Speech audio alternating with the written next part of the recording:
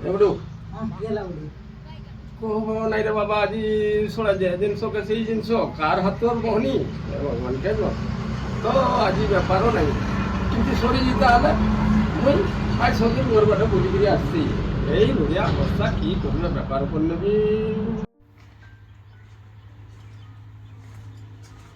কি কি রখিছ কুহ নালে নেবা পুরা খাইবা দুইটা ইয়া সবু অছি আলুচপ অছি গুলগুলা অছি কোনটা খাইব কুহ আলু চপ আর গুলগুলা মিশাই করে দিও 50 টাকা দিও রেনে 50 টাকা 50 টাকা এই পয়সাটা দিও রে কি পয়সা আলুচপ গুলগুলা নেলে যে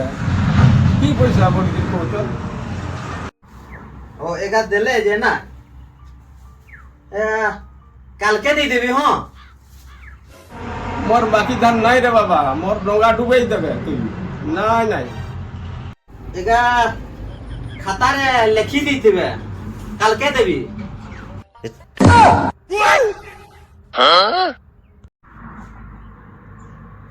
নেতিবে মোর এগা নাই নেবি খাইবি নাই রক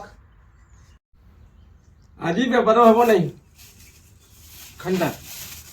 ইয়ে